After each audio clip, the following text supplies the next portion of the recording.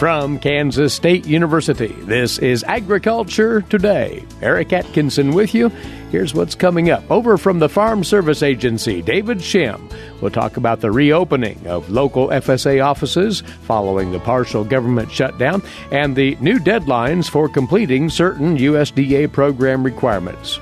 We'll also hear today from K-State's Cheryl Boyer about a special event coming up here on the K-State campus for individuals and groups who are starting up or currently operating a small-scale agricultural business. This is called the Insight Summit. It's designed to provide local entrepreneurs guidance on successfully marketing their products and services via social media.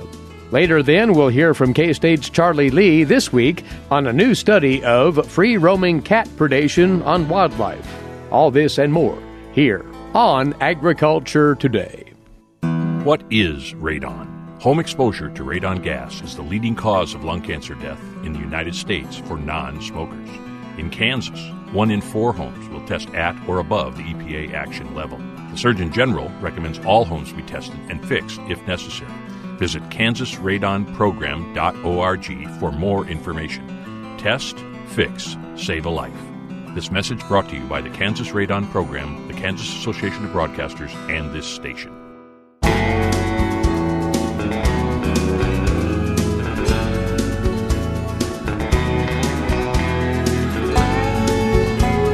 You're listening to the Tuesday edition of Agriculture Today. Thanks for joining us once more. Well, after that month-long plus partial government shutdown, the USDA and more directly locally the Farm Service Agency offices are back open for business, at least for the next 3 weeks. Hopefully that'll continue beyond that. So we bring by today David Schemm. David, as you know, is the state director of the Farm Service Agency here in Kansas, and he's going to brief us on what business FSA offices will be conducting here in the immediate term and other associated topics. So everybody aligned with the FSA and those who rely on it, including producers, can now exhale, if you will. It's been a long stretch here for you and your folks in this delay, David. It really has, and it's been awesome to see the way that our FSA employees have stepped up really across the state. Many of them, when the government shutdown started, stayed longer at the local county offices, continuing to try to help get out various programs to producers like MFP. Then we went into the shutdown, and obviously these employees, staying at home. But then we were able to bring some of them back on, specifically our loan division, to be able to help service those loans for producers out there that especially got caught in those tax situations, with the end of the calendar year there. And then shortly thereafter was able to start to bring more employees on.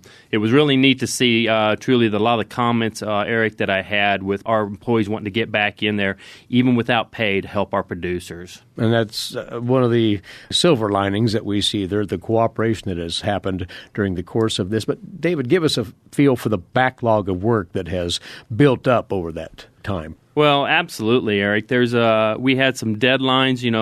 One of them was the market facilitation program deadline. With the secretary extended it, because that was occurring on January 15th. But he chose to extend it for every business day that the federal government was shut down.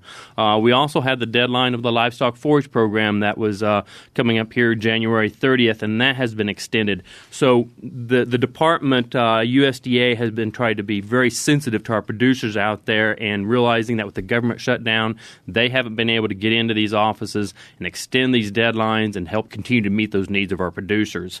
The market facilitation program deadline, it has been extended now to February 14th. And again, this is for just sign up on our market facilitation program. I've already heard reports of producers out there. There are a few left still struggling to get that harvest out with this moisture. Which is just adding to the disruptive nature of this fall and winter.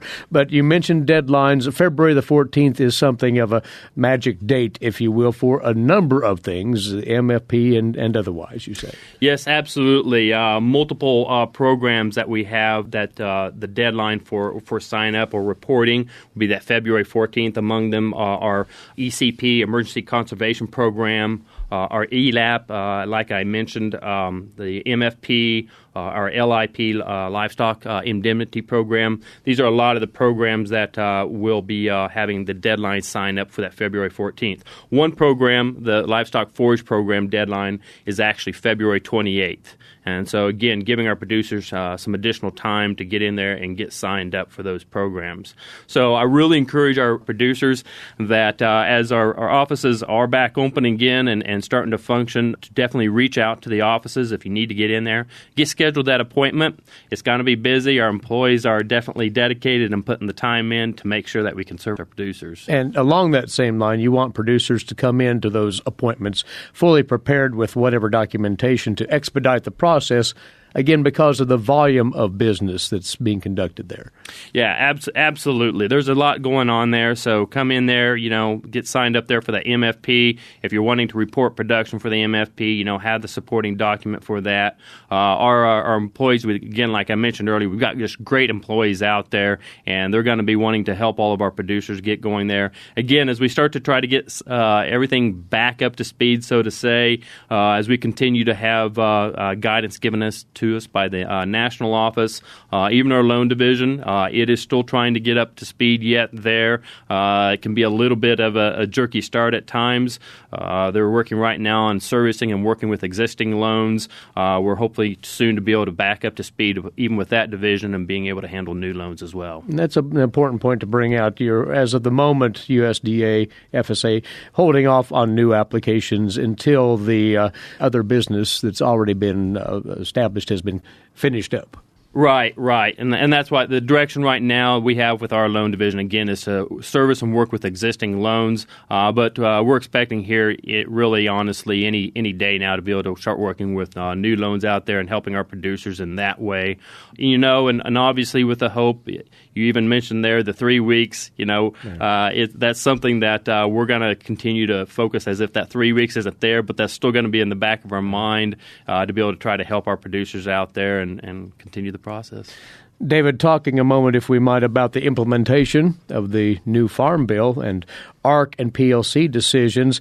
That process was held up, too, by the shutdown. That is, putting all the pieces in place for implementation. What's the latest you're hearing on that front? Well, the Secretary has established an implementation task force for the new Farm Bill there, and actually the Deputy Secretary, Steve Sinski, is going to be the one leading up that task force there. And we're going to be in the process of starting to make rules and decisions on that and gaining public input and farmer input on that there. Obviously, with the government shutdown, that gets somewhat delayed here, but we're still optimistic that we're going to be able to start getting components of that new Farm Bill in place. At times we think even within 3 months here or 4 months, maybe even 6 months as we go off into the future for certain programs of it.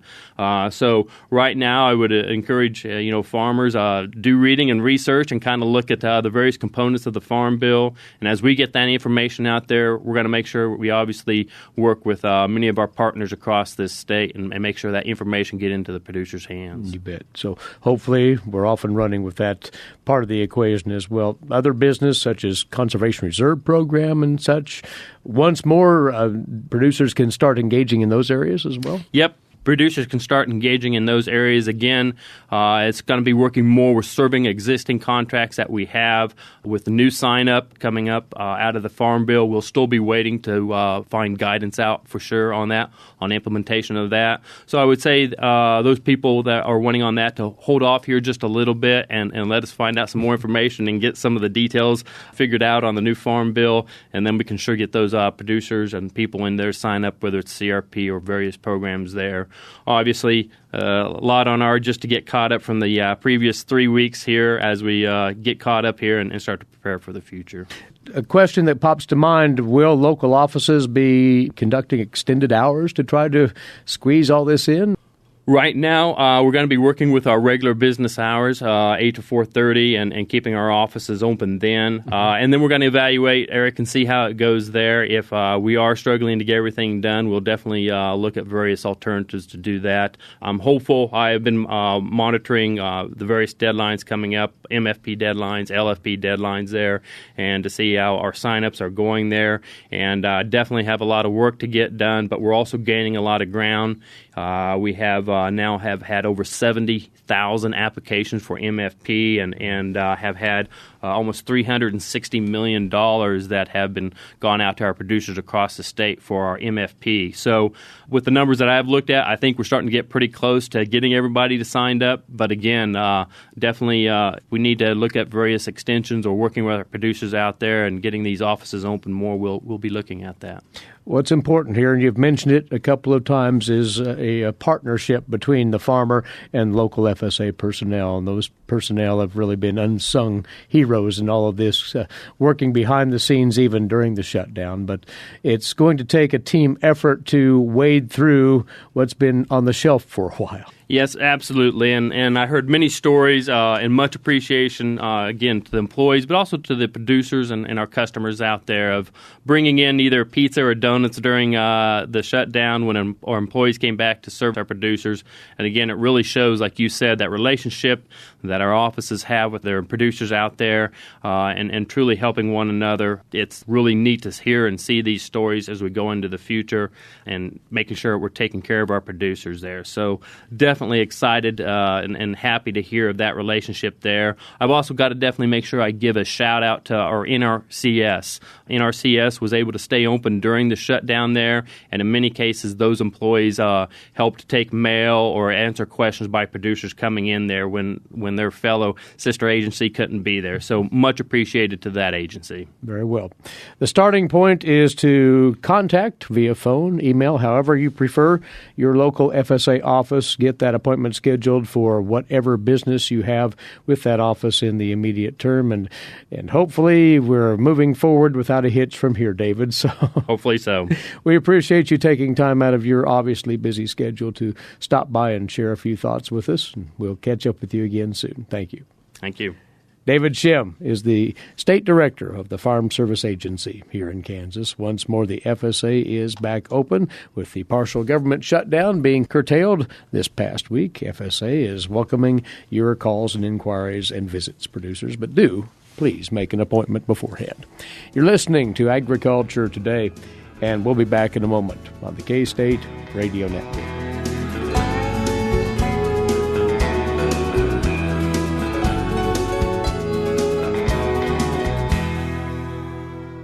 Agricultural producers, landowners, and creditors, you have a partner in your legal and financial needs. Kansas Agricultural Mediation Services offers reliable, trusted information and guidance. Whether you need advice for ag credit concerns or are transitioning your operation to the next owner, Kansas Agricultural Mediation Services can assist you in making sound decisions for your business.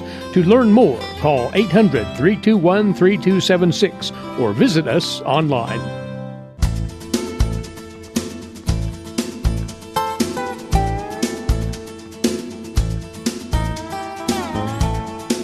Agriculture Today continues now here on the K-State Radio Network. Well, anyone who has designs on creating their own startup business in agricultural production on a small or medium-sized scale will find out very quickly that there are a host of things to account for in rolling out that new business successfully. Among those are how to market that production, whatever it might be. The Center for Rural Enterprise Engagement here at Kansas State University will soon be hosting what is called an Insight Summit.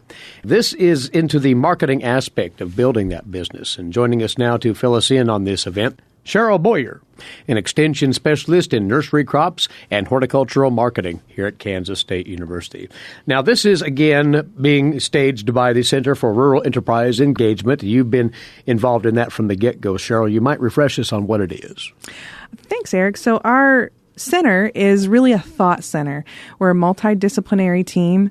I'm a horticulturist, so I kind of have the subject matter expertise. We also have an agricultural communicator on the team, Dr. Laurie Baker, and an ag economist, Dr. Hikaru Peterson, who's at the University of Minnesota. And together we do these projects that sort of get at, the question of, if I invest in doing some of these marketing practices, A, am I doing it right and effectively? And B, am I making some money off of it? And our goal is really to help these small rural agriculture businesses, specifically horticulture ones from my perspective, to do a better job at these things that they may not have thought that they signed up for when they wanted to get into growing plants. And so we think that lots of businesses can benefit from this, and our target audience is really all of the people that are trying to run these small specialty crop horticulture businesses and others that enable them to live those lives in rural communities. The general emphasis, though, in this event is on the marketing pursuits and using the various media available, right? That's right. So, most people are familiar with Facebook, but you'd be surprised all the different levels of Facebook activity we have in terms of our stakeholder groups and the people that attend our programming. We always have somebody who comes to an event who wants to set up a Facebook page, and then at the other end of the spectrum, we have really advanced users that want to know more in depth how to measure the impact that they're having and the engagement that they're doing with their audience and how they can improve.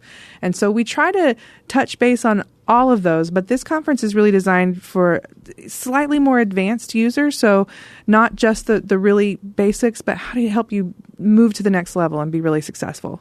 Well, this is set for very soon now. It's taking place Tuesday and Wednesday, February the 12th and the 13th here on the Kansas State University campus, more precisely the Alumni Center. Give us a flavor of the agenda here, and you hinted at it, Cheryl, but the particulars on what participants will be taking in.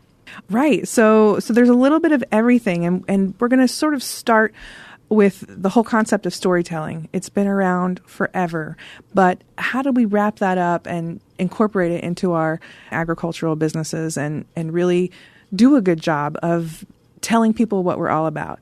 So we're going to start with storytelling, and then we're going to have a section where we update everyone on what we've been doing with our Center for Rural Enterprise Engagement activities and our research. So we're going to have some of our grad students report on the work that they've been doing and what they're learning. So this is a very research-based conference, and that's what sets us apart being an educational institution. We're not just trying to show you how to set up a Facebook page, but we're showing you research-based reasons why certain activities work. So then we have a session on social media strategy, and we're going to go in depth this year. We're going to spend a little bit more time on Facebook analytics. So we want to show people how to download their data, how to measure engagement. We're going to focus on at least one variable, but there are many that you can choose, and figure out what's working and what's not. And so we plan to have all the participants leave with at least some sort of mini report that they can share with their clients or stakeholders or their bosses, just to show that they're being effective in the means that they're trying. There's an old adage in agriculture, you can't manage what you don't measure, and this is very applicable here. That's true. Facebook collects a lot of data, and it's overwhelming to sort through. So our role here is to make it easier to understand for the average person and figure out how to be impactful with that. That's why we're calling it the Insight Summit, so we can help you figure out how to use the insights to gain insight into your business efforts. So later we'll spend a little bit more time on e-newsletters, Instagram, selling online. We had a really great paper come out about that this year, which was pretty exciting, selling plants on Amazon. And we'll cover visual content, Facebook Live, and then kind of talk about pulling it all together. It's a program with great depth to it. You've hinted at this, but you're bringing in researchers from outside this area as well to share thoughts on these multiple aspects. That's right. We're really excited about this. So our keynote session over the lunch hour on the first day, it's really going to be a panel of experts. So we're flying in some of our colleagues from across the country that do research in social media, other types of new media marketing in agriculture. So we're going to have these short little TED Talk style presentations, and then there will be lots of opportunity for people attending the conference to interact with these researchers and learn what's really cutting edge in agriculture communicating and marketing.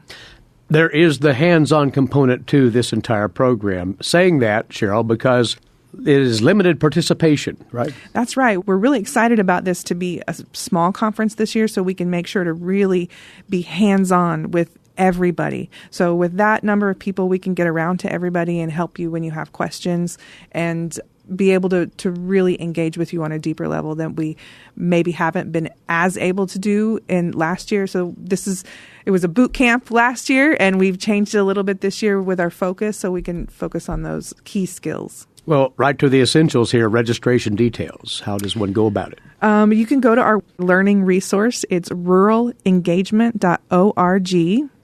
And there will be a link to the Insight Summit there, and you can go to the Global Campus page to register. It's $279 for 2 days of cutting-edge research content on marketing, agricultural marketing for businesses in Kansas.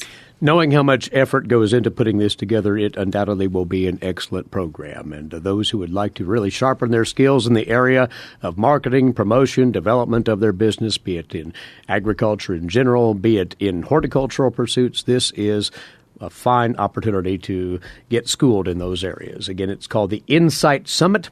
It is set for Tuesday and Wednesday, February the 12th and the 13th here on the K-State campus at the Alumni Center. And Cheryl, we wish you well with this as you're pulling it off soon. Thank you for coming over. Cheryl Boyer with us, Extension Specialist in Nursery Crops and Horticultural Marketing here at Kansas State University. To glean all the details on this event, go to ruralengagement.org. Again, that's ruralengagement, all one word, .org. The program is being conducted by the Center for Rural Enterprise Engagement here at Kansas State University. This would be a good time ahead of the break to slip in here a word on a related matter. K-State Research and Extension in Sedgwick County is sponsoring now a new program that would help start up fruit and vegetable growers. The Growing Growers program is being expanded from its origins in Kansas City. It will now train and support farmers in Sedgwick County and South Central Kansas. This is funded by a Kansas Department of Agriculture 2018 Specialty Crop Block Grant. It'll use apprenticeships and a workshop series to provide education and hands-on learning opportunities to new producers in both urban and rural areas. One of the key features of the Growing Growers program would be apprenticeships, where new producers would work on fruit and vegetable farms in the south central part of the state, and thereby gaining firsthand and practical farming experience. The apprentices would attend workshops as well and would receive one-on-one mentorships with local host farmers. This program will also partner with the Common Ground Mobile Market and Legacy Garden Works to provide apprenticeships to inner-city residents. And once more, Growing Growers will include 6 workshops during the spring and summer production months, providing research-based knowledge on growing fruits and vegetables in Kansas. These are open to the public, and class fees would apply. The workshop dates there will be announced in the spring and will be posted on the program's website. Now, the workshops are geared toward beginning farmers, but they also offer information and skill development for more experienced producers. The core workshops will include an introduction to soil management, production planning and plant propagation, post-harvest handling, small farm equipment and drip irrigation, insect disease and weed management, and farm business management. Applications are now being taken for host farms and apprenticeships. At the Growing Growers website, the host farm applications are due next Monday, February the 4th, and the apprentice applications are due on March the 4th. And there are scholarships available for the participation fee in that apprenticeship program. If you'd like to find out all of the specifics on the Growing Growers program, which once more will unfurl in South Central Kansas, based in Wichita, go to this website, growinggrowers.org. That's growinggrowers.org. You are tuned to Agriculture Today. We'll return in a few moments with today's agricultural news headlines and more here on the K-State Radio Network. Please stay with us. Hamburgers, roast, ribs, steak, or whatever you prefer. Beef, it's what's for dinner. Kansas cattle farmers produce 7.5 million head of cattle per year. It takes about 7 tablespoons of peanut butter to get the same amount of protein in 1 serving of lean beef. Support your local Kansas farmers and ranchers. Eat beef. This message was brought to you by the K-State Animal Sciences Leadership Academy participants.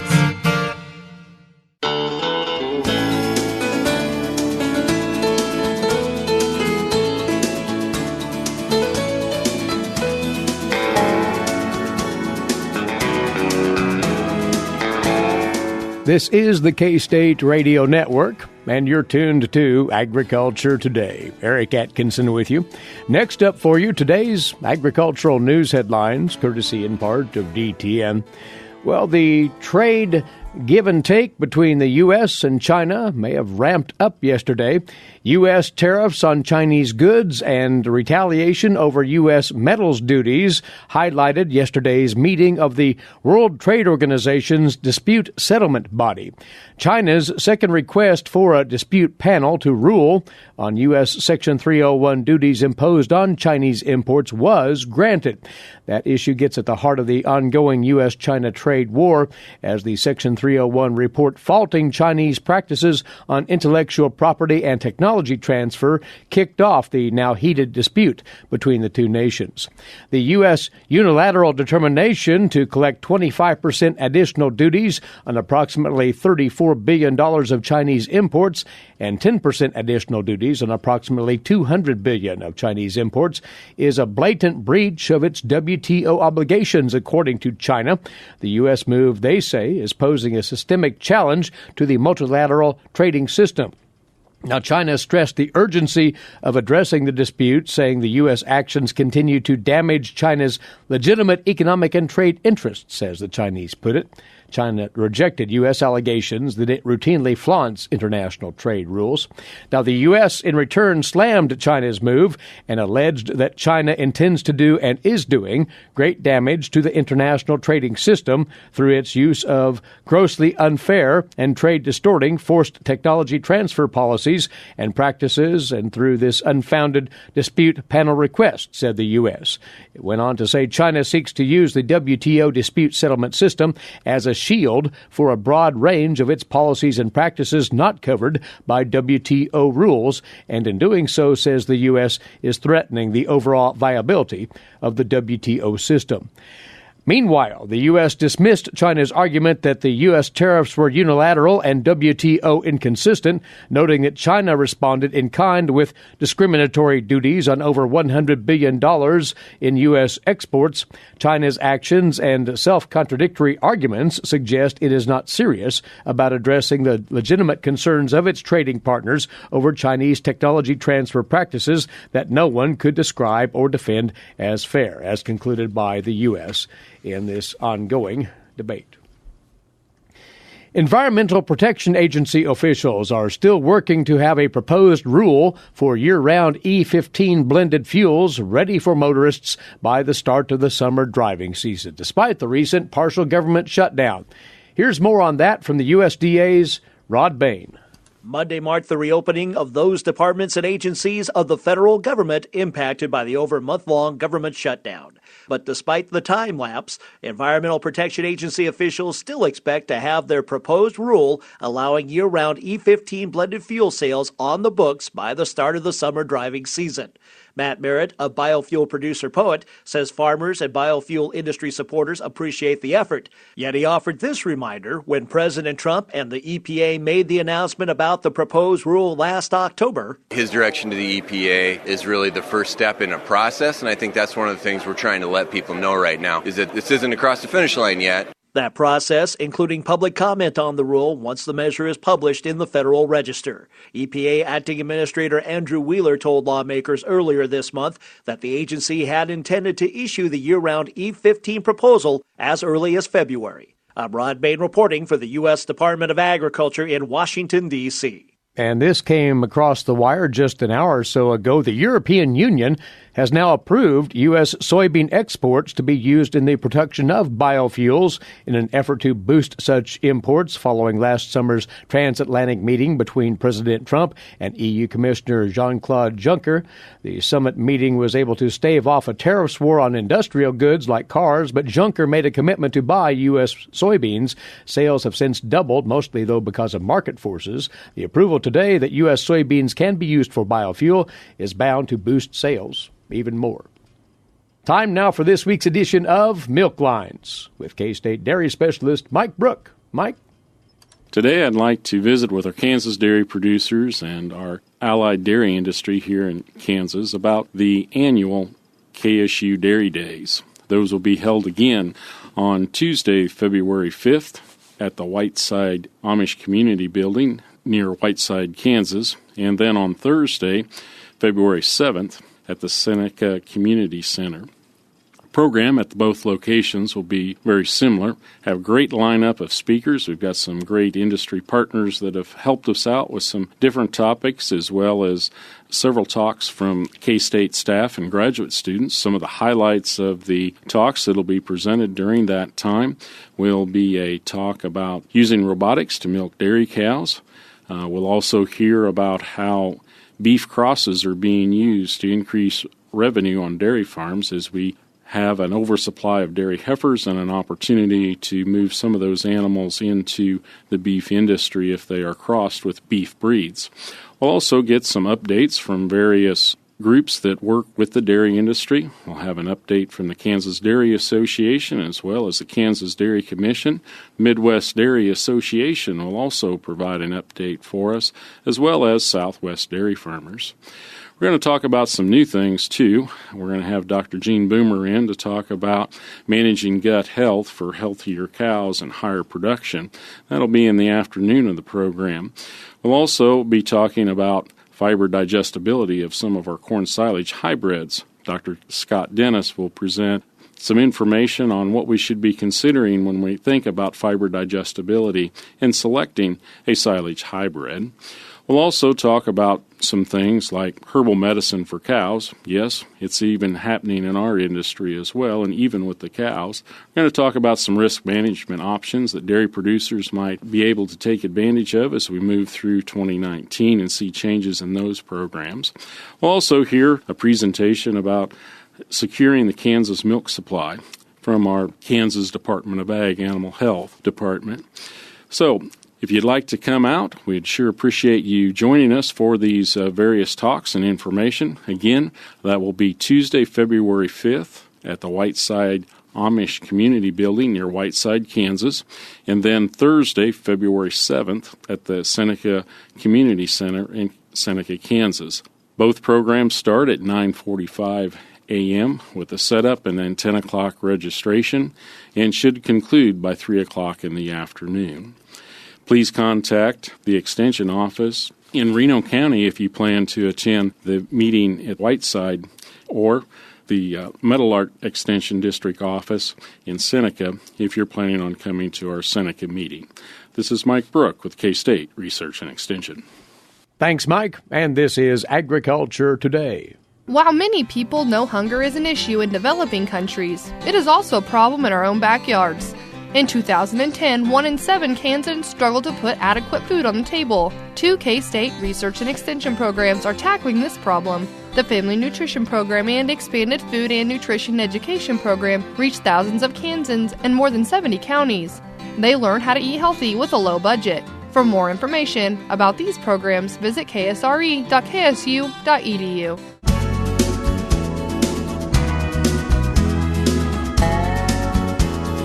Next up on Agriculture Today, another look at wildlife management with K-State Research and Extension wildlife specialist Charlie Lee. And for folks today, Charlie, an update on predation by free-roaming cats, feral cats, and even those that are pets but are allowed to wander about. And they are prolific, you remind us. Yes, we certainly have a lot of free-roaming cats. They've been identified as a major source of mortality for birds and mammals in the United States as well as other countries around the world. particularly on islands. They've had a significant impact on native species. It's been estimated there are 50 to 150 million free-roaming cats in North America. About a third of those are pet cats that are allowed to roam outside for a portion of the day. Of the estimated 1.5 billion birds that are killed, and an estimated 6 to 20 billion mammals are killed annually by cats in the United States. That's a significant impact on our native species. The question becomes, is there something you can do about it? And if so, why haven't we made some steps to try to correct this situation? There are certainly positive characteristics and aspects to pet ownership, but I look at it as responsible pet ownership. And there's certainly cat ownership can be done in lots of different ways. When we talk about free-ranging cats, those are often considered feral cats. One way to try to define that is feral cats are typically not provided food. Feral cats do not have their reproduction controlled or managed, and feral cats don't have their movements restricted. We have indoor cats that have restriction on provisioning, they have restriction on reproduction, and they have restriction on movement. Those are not the animals that are causing the high mortality events. It's the cats that are semi-owned, those that may have some sort of control on food, some sort of control on movement or reproduction, that cause a lot of these problems. And you say that the heavier predation tends to be seasonal? Yes, as was published in a paper in 2017 of Wildlife Rehabilitation Center, that they'd looked at over 20,000 records of small birds and mammals that had been presented to that center for treatment.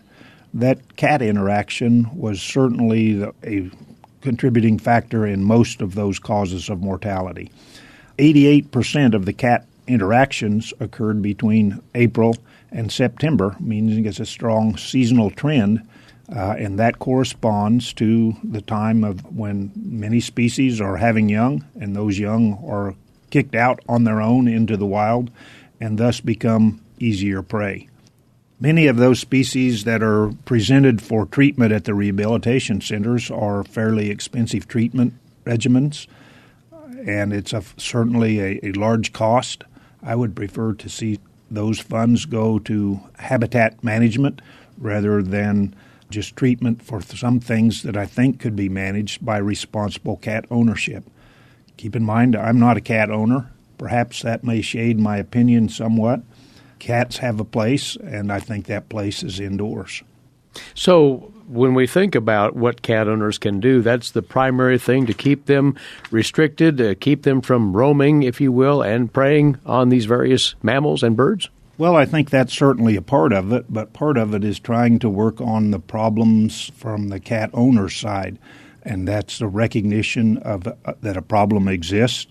There was a study published a couple of months ago from the United Kingdom that surveyed many cat owners, and many of them don't recognize that cats are a problem. Sometimes they think that hunting is not a problem because that's natural.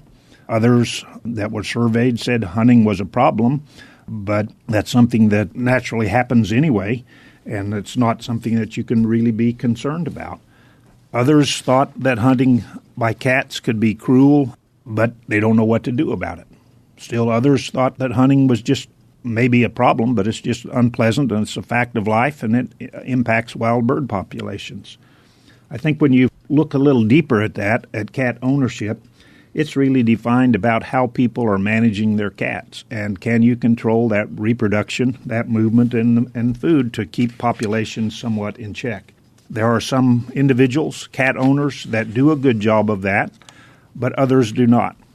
There's another angle that we might mention here as well, and that is the potential for those cats spreading disease about, right?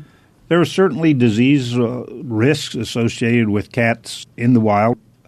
Sometimes those cats are vaccinated for various diseases. Sometimes they're not. All of that then goes to cat ownership and cat ownership responsibility.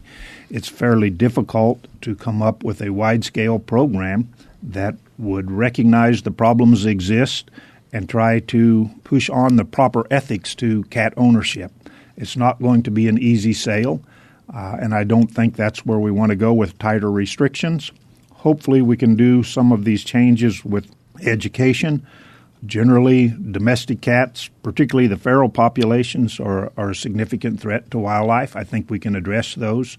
But we also have to recognize that there are a lot of problems occur, not just in suburban areas where cats are allowed to go free, but also in urban areas where cats have some sort of opportunity to interact with native wildlife species. Our purpose here today is to, if nothing else, Charlie, bring awareness to the dramatic impact that free-roaming cats can have on birds, on mammals, and that responsibility and ownership, if one is in that position, needs to be considered. Yeah, I think many cat owners are unhappy about their cats hunting when they're outside, but they really feel there's no way to effectively manage that movement and that hunting without compromising the cat's welfare. That's probably understandable, but we also have to recognize that there's significant impact on other species that are not an exotic imported species. Well, some things to think about regarding predation by free-roaming cats. Charlie, we appreciate the word. Thank you.